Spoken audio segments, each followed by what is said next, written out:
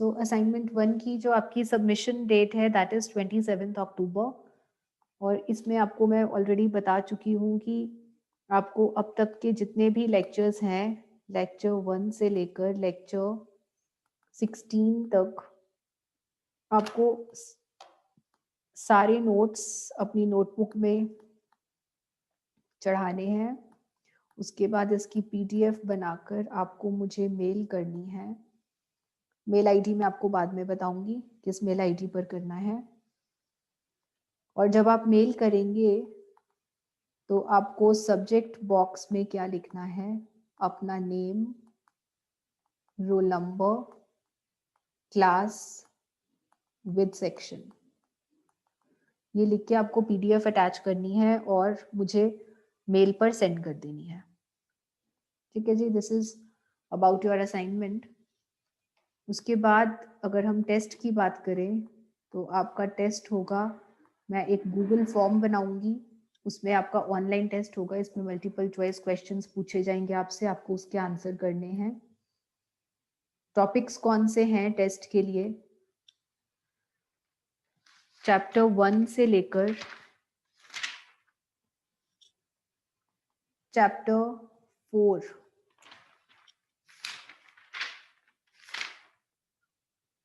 Chapter 5 कर लीजिए। Chapter 1 से लेके चैप्टर 5 तक आपको प्रिपेयर करना है। जब आप ये नोट्स लिखेंगे ना तो यहीं पे आपकी रिवीजन हो जाएगी, नोट्स के टाइम पे ही रिवीजन हो जाएगी। अगर किसी के पास नोट्स नहीं है, साथ साथ नहीं बनाए, तो अपनी यूट्यूब वाली वीडियोस देख लीजिए और वहाँ से नोट्स रेडी कर लीजिए। एंड उसके बाद आपका जो टेस्ट है वो कंडक्ट होगा। डेट क्या है टेस्ट की वो बाद में बताऊंगी, लेकिन असाइनमेंट की डेट आपकी 27 है। आपको 27 तारीख तक जमा करवानी है अपनी assignment, that is for sure. Assignment और टेस्ट को लेकर अगर आपको कुछ भी डाउट है तो आपने अभी नहीं पूछना, पहले हम अपना टॉपिक खत्म करेंगे, उसके बाद हम ये सब बात करेंगे। सो हमारा है चैप्टर 5,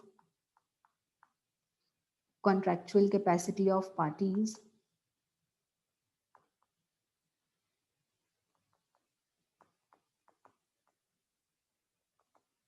और इसमें हम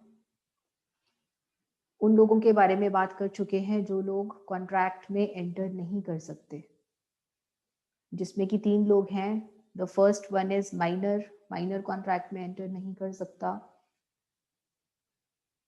सेकंड था आपका पर्सन ऑफ अनसाउंड माइंड, जिसका दिमाग स्वस्थ नहीं है, वो कॉन्ट्रैक्ट में एंटर नहीं कर सकता। And third is disqualified person, that is जिसको किसी कानून के द्वारा अयोग्य घोषित कर दिया हो गया हो।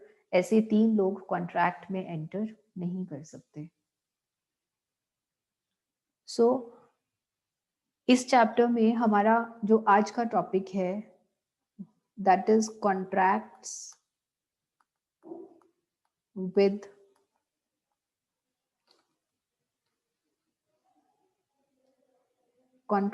With minors. माइनर्स के साथ अगर आप किसी कॉन्ट्रैक्ट में एंटर कर जाते हैं तो उसका परिणाम क्या होगा, ये डिस्कस करना है हमें। तो सबसे पहले तो मैंने आपको कहा कि माइनर कौन है, जिसकी उम्र अभी 18 वर्ष से कम है, उसे आप माइनर कहते हैं। और अगर आप माइनर के साथ किसी तरह का कोई कॉन्ट्रैक्ट करते हैं तो ऐसा कॉन्ट्रैक्ट होता है वॉइड। वॉइड मीन्स शून्य, नल। इस कॉन्ट्रैक्ट का कोई अर्थ नहीं होता।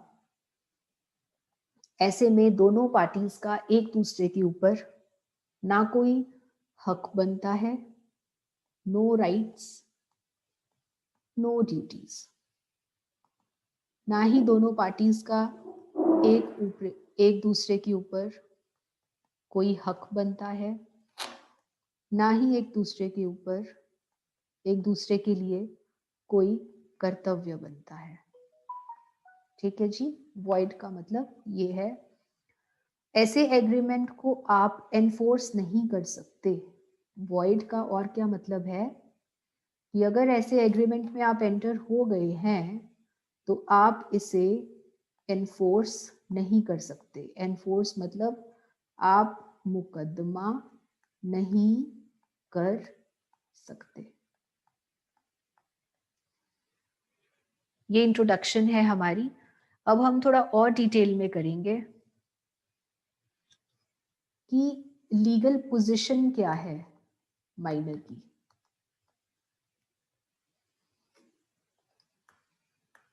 अगर हम कॉन्ट्रैक्ट्स की बात करें, अगर आप किसी कॉन्ट्रैक्ट में एंटर कर भी गए हैं माइनर के साथ, तो अब क्या होगा? First, contract with a minor is absolutely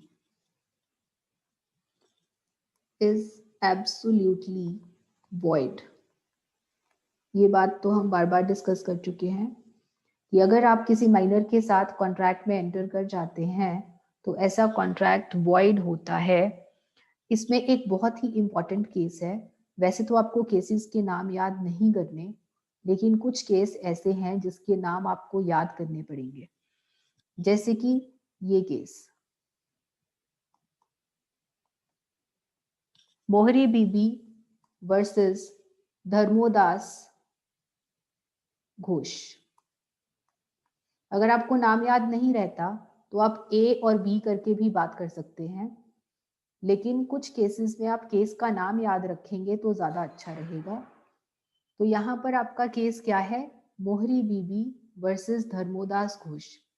इस केस में क्या हुआ था बेटा, ध्यान से देखो। ये रहा धर्मोदास। ये धर्मोदास जो था वो माइनर था, 18 साल से कम उम्र का था। और ये रहा ब्रह्मदत्त। ब्रह्मदत्त जो था वो हस्बैंड था मोहरी बीबी का। Dharmodas Brahmadatta was husband of Mohori Bibee. तो धर्मोदास ने क्या किया, अपनी जो प्रॉपर्टी है, एक इमूवेबल प्रॉपर्टी, अचल संपत्ति, अपनी मॉर्टगेज पे रख दी। What is mortgage? मॉर्टगेज मतलब गिरवी रख दी। और किसके पास गिरवी रख दी? इसके पास, ब्रह्मदत्त के पास। इसने अपनी जो इमूवेबल प्रॉपर्टी थी वो गिरवी रख दी। क्यों गिरवी रखी? क्योंकि इसको, माइनर को 10-20 हजार रुपए की जरूरत थी। धर्मोदास को 20 हजार रुपए की जरूरत थी। 20 हजार रुपए लेने के पीछे धर्मोदास ने अपनी एक इमूवेबल प्रॉपर्टी को गिरवी रख दिया। किसके पास? ब्रह्मदत्त के पास। अब ब्रह्मदत्त ने क्या किया, 20 हजार में से 8 हजार रुपए इसको दे दिए। किसको? धर्मोदास को। कितने दे दिए? 20 हजार में से 10 हजार रुपए इसने इसको पे कर दिए, पेमेंट कर दी। उसके बाद धर्मोदास ने क्या किया, धर्मोदास कोर्ट में चला गया और कोर्ट में जाकर बोला कि ये जो कॉन्ट्रैक्ट मैंने ऊपर किया है ये कॉन्ट्रैक्ट वॉइड है। क्यों वॉइड है? उसने बोला कि भाई मेरी उम्र तो 18 साल से कम है, तो जो कॉन्ट्रैक्ट मैंने ब्रह्मदत्त के साथ किया है वो कॉन्ट्रैक्ट वॉइड है। ऐसा धर्मोदास ने क्यों किया? अपने आप को प्रोटेक्ट करने के लिए किया। अब कोर्ट ने क्या फैसला सुनाया? कोर्ट ने कहा yes, the contract is void, कि हाँ जो कॉन्ट्रैक्ट है वो वॉइड है। अब अगर कॉन्ट्रैक्ट वॉइड है तो क्या धर्मोदास को उसकी इमूवेबल प्रॉपर्टी जो उसने गिरवी रखी हुई है, क्या उसको वापस मिल जाएगी? हाँ जी, मिल जाएगी। जो मॉर्टगेज है, दैट मीन्स जो प्रॉपर्टी गिरवी रखी है वो मॉर्टगेज खत्म हो जाएगा क्योंकि कॉन्ट्रैक्ट वॉइड हो गया। पहली बात। दूसरा, क्या ब्रह्मदत्त को 8,000 रुपए वापस मिलेंगे? सोचिए जरा आप और मुझे बताइए।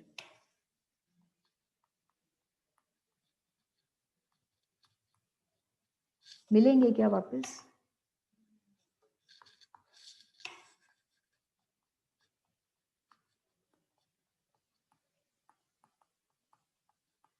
₹8,000 जो ब्रह्मदत्त धर्मोदास को दे चुका है, क्या ब्रह्मदत्त को वो 8,000 रुपए वापस मिलेंगे? नहीं मिलेंगे। क्यों?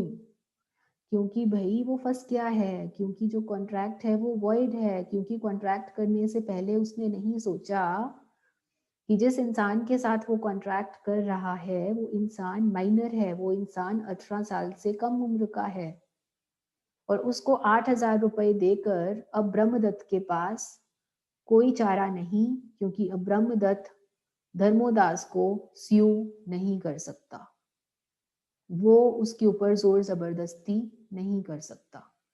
उसके हाथ से, ब्रह्मदत्त के हाथ से प्रॉपर्टी तो चली ही गई, साथ ही साथ अब 8,000 रुपए भी उसको वापस नहीं मिलेंगे। ये केस था मोहरी बीबी वर्सेस धर्मोदास घोष का। सो कहने का मतलब ये है कि अगर आप माइनर के साथ कॉन्ट्रैक्ट कर रहे हैं तो आप अपने रिस्क पर वो कॉन्ट्रैक्ट कर रहे हैं। कल को अगर माइनर पीछे हट जाए तो आपके पास कोई चारा नहीं रहेगा और आप माइनर को कोर्ट में नहीं घसीट सकते, आप माइनर के ऊपर मुकदमा नहीं कर सकते। माइनर हर तरफ से प्रोटेक्टेड है। फंसेगा कौन? फंसेगा वो जो उसके साथ कॉन्ट्रैक्ट कर रहा है। So contract with a minor is void. इस केस में अगर किसी को कोई प्रॉब्लम है तो बताइए।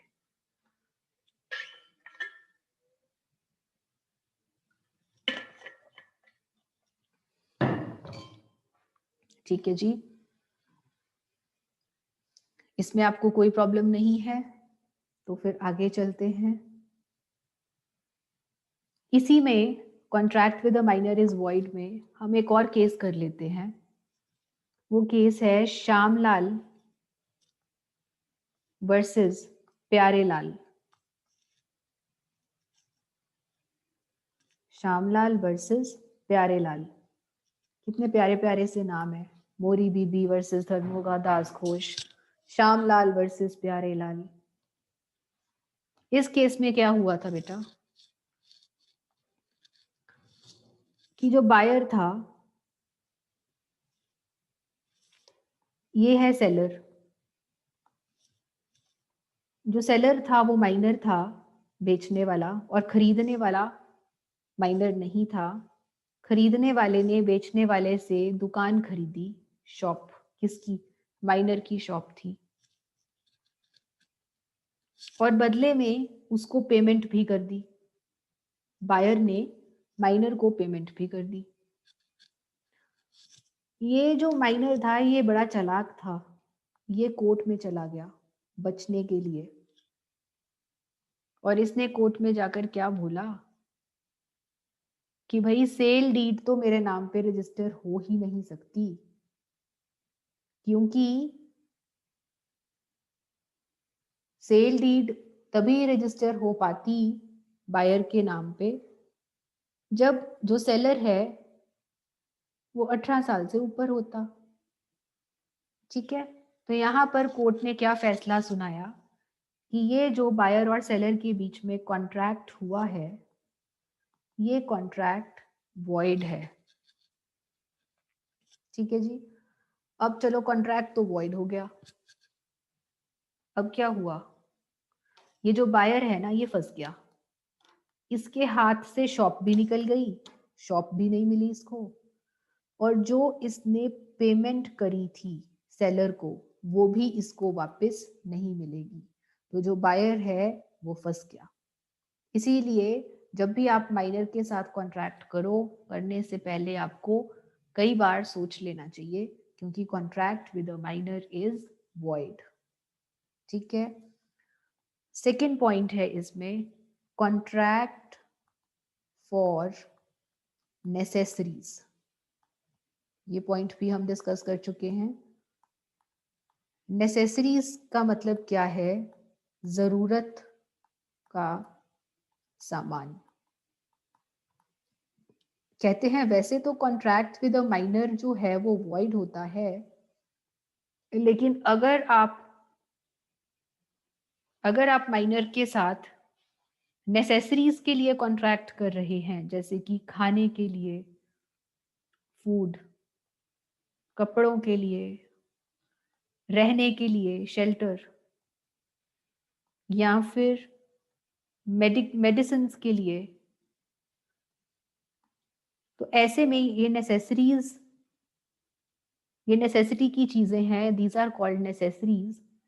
और अगर आप एक माइनर के साथ नेसेसरीज के लिए कॉन्ट्रैक्ट करते हैं तो ऐसा कॉन्ट्रैक्ट वैलिड होता है, ऐसा कॉन्ट्रैक्ट वैलिड होता है, वॉइड नहीं है ये। लेकिन मान लीजिए कि आपने किसी के साथ, ये माइनर है और ये आप हैं, आपने माइनर को नेसेसरीज सप्लाई करी और बदले में मान लीजिए कि माइनर आपको पेमेंट नहीं कर पाया, तो ऐसे में क्या आप माइनर को कोर्ट में घसीट सकते हैं? नहीं घसीट सकते। ठीक है। अगर आप माइनर के साथ नेसेसरीज के लिए कॉन्ट्रैक्ट कर रहे हैं, वो कॉन्ट्रैक्ट वैलिड कॉन्ट्रैक्ट माना जाएगा। अगर वो पेमेंट नहीं करता तो आप उसकी पर्सनल प्रॉपर्टी, जो उसकी प्रॉपर्टी है उसके नाम पर, उसकी संपत्ति में से आप अपना पैसा रिकवर कर सकते हैं। लेकिन अगर उसके पास संपत्ति नहीं है तो आप उसको कोर्ट में नहीं घसीट सकते। सो अगर आप माइनर के साथ नेसेसरीज के लिए कॉन्ट्रैक्ट कर रहे हैं तो आप ये देख लीजिए क्या उसके पास प्रॉपर्टी है जिसमें से वो पेमेंट कर सके, ये जरूर देख लीजिए। अगर आपको लगता है कि भाई उसके पास कुछ नहीं है पेमेंट करने के लिए, तो आप उसके साथ नेसेसरीज का कॉन्ट्रैक्ट भी मत कीजिए, क्योंकि आप उसको किसी भी हाल में कोर्ट में नहीं घसीट सकते। ठीक है जी, कॉन्ट्रैक्ट तो वैलिड रहेगा, लेकिन आप उसको कोर्ट में नहीं घसीट सकते अगर वो पेमेंट ना कर पाए। आप सिर्फ उसकी प्रॉपर्टी में से अपने पैसे निकाल जरूर सकते हैं, वो भी उसके पास प्रॉपर्टी होगी तब। Third point is minors contract for benefits. कभी कभी कुछ कॉन्ट्रैक्ट्स ऐसे होते हैं जो माइनर के भले के लिए होते हैं, माइनर के फायदे के लिए होते हैं। तो जो माइनर के फायदे के लिए कॉन्ट्रैक्ट है, आप ऐसा कॉन्ट्रैक्ट माइनर के साथ एंटर कर सकते हैं। ऐसा कॉन्ट्रैक्ट वैलिड कॉन्ट्रैक्ट होता है, इसको आप वॉइड नहीं कह सकते। फॉर एग्जाम्पल, एक माइनर ने एक प्रोफेशनल प्लेयर के साथ, एक प्रोफेशनल प्लेयर था, प्रोफेशनल प्लेयर के साथ कॉन्ट्रैक्ट किया। क्या कॉन्ट्रैक्ट किया?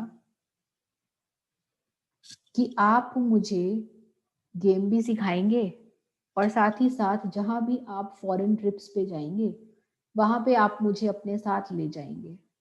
तो ये कॉन्ट्रैक्ट माइनर के भले के लिए है। और बदले में प्रोफेशनल प्लेयर माइनर से क्या चार्ज करेगा? बदले में प्रोफेशनल प्लेयर माइनर से कुछ पैसे चार्ज करेगा, कुछ अमाउंट ऑफ मनी चार्ज करेगा। ठीक है जी। तो क्या ये कॉन्ट्रैक्ट वैलिड है? यस है, क्योंकि ये कॉन्ट्रैक्ट माइनर के भले के लिए है। ऐसा कॉन्ट्रैक्ट माइनर एंटर कर सकता है। लेकिन अगर कल को ये प्रोफेशनल प्लेयर को पेमेंट ना कर पाए तो क्या ये प्रोफेशनल प्लेयर माइनर के ऊपर मुकदमा चला सकता है? नहीं, मुकदमा नहीं चला सकता। वैसे कॉन्ट्रैक्ट वैलिड रहेगा, लेकिन मुकदमा नहीं चला पाएगा वो माइनर के ऊपर। हाँ, प्रोफेशनल प्लेयर पहले से देख ले कि भाई माइनर के पास कुछ संपत्ति है जिसमें से वो ये पैसे पे कर पाए। अगर है तो आप उसके साथ कॉन्ट्रैक्ट कर लीजिए, अगर नहीं है तो फिर कॉन्ट्रैक्ट करते हुए सोच लीजिए। सो मेन मुद्दा क्या है कि जो माइनर के साथ अगर आप कॉन्ट्रैक्ट करते हैं तो ऐसे कॉन्ट्रैक्ट्स वॉइड होते हैं। लेकिन अगर हम बात करें माइनर के साथ अगर आप नेसेसरीज के लिए कॉन्ट्रैक्ट कर रहे हैं, ऐसा कॉन्ट्रैक्ट वैलिड होता है और ऐसे कॉन्ट्रैक्ट के लिए आप पेमेंट ले सकते हैं माइनर की संपत्ति में से। उसी तरह अगर आप माइनर के भले के लिए, फायदे के लिए कोई कॉन्ट्रैक्ट कर रहे हैं, ऐसा कॉन्ट्रैक्ट जायज माना जाता है और ऐसे कॉन्ट्रैक्ट में भी आप माइनर की प्रॉपर्टी में से पेमेंट ले सकते हैं। नेक्स्ट आपका आता है कॉन्ट्रैक्ट बाय पेरेंट्स और गार्डियंस ऑफ माइनर। क्या माइनर के बिहाफ पे उसके माँ बाप कॉन्ट्रैक्ट एंटर कर सकते हैं? यस, कर सकते हैं। जो कॉन्ट्रैक्ट माइनर के बेनिफिट के लिए है, माइनर के फायदे के लिए, जो कॉन्ट्रैक्ट माइनर के फायदे के लिए है, ऐसा कॉन्ट्रैक्ट उसके पेरेंट्स, उसके मम्मा पापा उसके बिहाफ पे कर सकते हैं, लेकिन वो माइनर के भले के लिए होना चाहिए। ठीक है जी।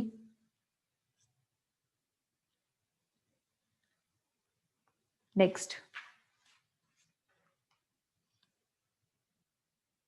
Can not be ratified. अगर माइनर के साथ कोई कॉन्ट्रैक्ट कर रहे हैं तो जो माइनर है उस कॉन्ट्रैक्ट को रेटिफाई नहीं कर सकता।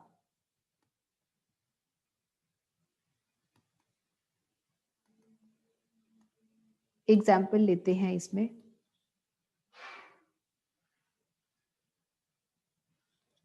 ए जो कि एक माइनर था, उसने बी से 2000 रुपए ले लिए और बदले में क्या बोला कि जब मैं मेजर हो जाऊंगा ना, मतलब कि 18 साल से ऊपर का हो जाऊंगा ना, उस टाइम पे मैं आपको ना इसकी पेमेंट कर दूंगा, ये पैसे मैं आपको वापस कर दूंगा। कॉन्ट्रैक्ट कब हुआ? जिस टाइम पे ए माइनर था। एक माइनर जो कॉन्ट्रैक्ट माइनर होते हुए बनाता है, क्योंकि ये कॉन्ट्रैक्ट स्टार्टिंग से ही वॉइड है, क्या माइनर इसको बाद में सही कर सकता है? रेटिफाई मतलब क्या इसकी पुष्टि कर सकता है बाद में? पुष्टि करना। एक माइनर जिसने कि माइनर होते हुए किसी कॉन्ट्रैक्ट में एंटर किया है, क्या मेजर हो जाने के बाद, जब वो मेजर हो जाएगा, क्या वो उस कॉन्ट्रैक्ट की पुष्टि कर सकता है? नहीं कर सकता, क्योंकि जो कॉन्ट्रैक्ट स्टार्टिंग से ही वॉइड है, आप उसकी पुष्टि कैसे कर सकते हैं? सो अगर माइनर ये क्या कह रहा है कि मुझे 2000 रुपए दे दो जो कि मैं मेजर होने के बाद आपको लौटा दूंगा, ऐसा कॉन्ट्रैक्ट रेटिफाई नहीं हो सकता। इसको माइनर इसकी पुष्टि नहीं कर सकता। ठीक है जी। सो माइनर होते हुए जो कॉन्ट्रैक्ट एंटर करे जाएं, उसको बाद में एडॉप्ट नहीं किया जा सकता। No refund of benefit. No refund of benefit. Minor के साथ अगर आपने कोई कॉन्ट्रैक्ट किया है और माइनर को कोई फायदा पहुंचाया है, बाद में आप उस फायदे को वापस नहीं मांग सकते। ये देखो, धर्मोदास वर्सेस मोहरी बीबी वाला केस, सेम ये वाला एग्जाम्पल आप यहाँ पर भी लिखेंगे कि अगर आपने माइनर को कोई फायदा पहुंचाया है, कितने का फायदा पहुंचाया था? 8000 का। तो क्या आप उस फायदे को वापस ले सकते हैं? नहीं ले सकते। जो फायदा एक बार माइनर को हो गया, वो फायदा आपको वापस नहीं मिल सकता। इसमें आप वही केस लिखेंगे, मोहरी बीबी वाला, मोहरी बीबी वर्सेस धर्मोदास घोष, जिसमें कि क्या धर्मोदास ने 8000 रुपए वापस लौटाए थे? लौटाए थे वापस? नहीं लौटाए थे। क्या मोहरी बीबी को उसके 8,000 वापस मिलेंगे? नहीं मिलेंगे। क्यों? क्योंकि जो फायदा माइनर को पहुंचा दिया उस फायदे को आप वापस नहीं मांग सकते। नेक्स्ट हम अगर बात करें तो हमारे पास है misrepresentation. What is misrepresentation? Misrepresentation का मतलब है बहकाना। बहकाना। अगर माइनर अपनी झूठी उम्र बता दे, झूठी उम्र बोले, या फिर अपनी एज को गलत दिखाए, एज गलत बताए, गलत एज बताकर, गलत उम्र बताकर अगर वो किसी दूसरी पार्टी के साथ कॉन्ट्रैक्ट कर लेता है तो इसे फ्रॉड माना जाएगा। तो माइनर ने क्या किया है? धोखा किया है। ठीक है जी, मानते हैं हम कि जो कानून है वो माइनर की सुरक्षा कर रहा है हर जगह, कि माइनर के खिलाफ आप केस नहीं कर सकते, मुकदमा नहीं कर सकते। लेकिन अगर हमारा कानून जो है वो माइनर को बचा रहा है, इसका मतलब ये तो नहीं कि माइनर धोखाधड़ी करने लगे। तो माइनर ने क्या किया? अपनी झूठी उम्र बताकर दूसरे बंदे के साथ कॉन्ट्रैक्ट कर लिया, सामने वाले पर्सन के साथ। अब सामने वाले पर्सन को तो नहीं पता था कि ये जो माइनर है वो एक्चुअली में माइनर है, इसकी उम्र जो है 18 साल से कम है। वो बेचारा उसके धोखे में फंस गया। तो क्या ऐसे में सामने वाला जो पर्सन है, क्या वो माइनर के ऊपर, क्या वो माइनर के ऊपर मुकदमा कर सकता है? नहीं कर सकता, कर यहां पे भी नहीं सकता। लेकिन एक फायदा, बेटा ये कौन कर रहा है? Please control your hands. Sunil, Sunil. तो जो माइनर है, माइनर के ऊपर मुकदमा नहीं कर सकता दूसरा इंसान, अभी भी नहीं कर सकता, चाहे उसके साथ धोखा हुआ है, लेकिन माइनर के ऊपर मुकदमा नहीं हो सकता। लेकिन एक चीज जरूर हो सकती है कि धोखे से, अगर धोखे से माइनर ने, अगर धोखे से माइनर ने कोई फायदा उठाया है,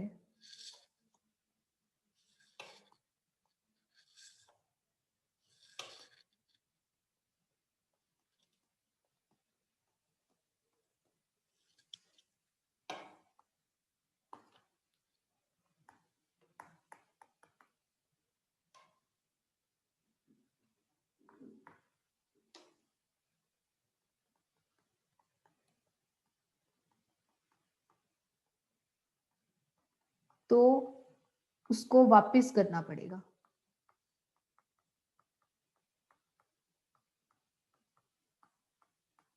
ठीक है जी, एक यही फायदा मिलेगा सामने वाले बंदे को। अगर धोखे से माइनर ने सामने वाले पर्सन के साथ धोखा करके उससे कोई फायदा उठाया है, तो उस फायदे की वापसी जरूर मिल जाएगी। एक यही फायदा मिल सकता है सामने वाले को, बस। लेकिन क्या सामने वाला स्यू कर सकता है? या सामने वाला मुकदमा चला सकता है माइनर के ऊपर? नहीं चला सकता। ठीक है जी, this is misrepresentation. Minor as an agent.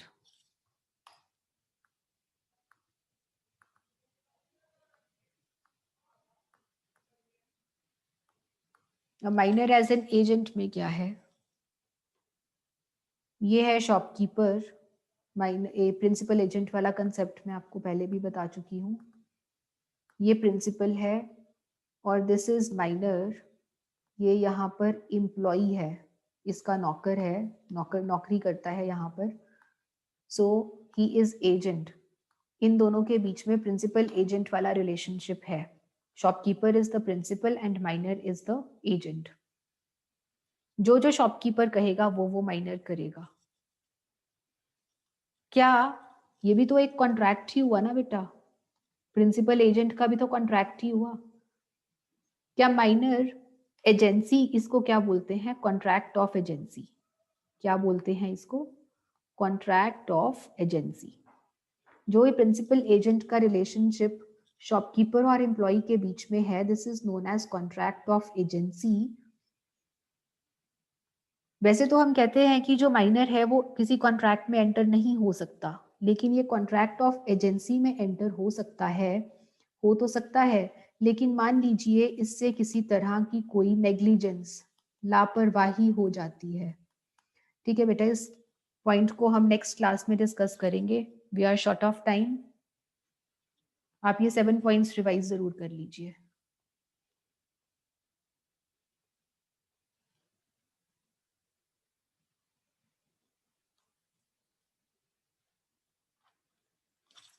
Late join किसने किया था? रोल नंबर बता दीजिए।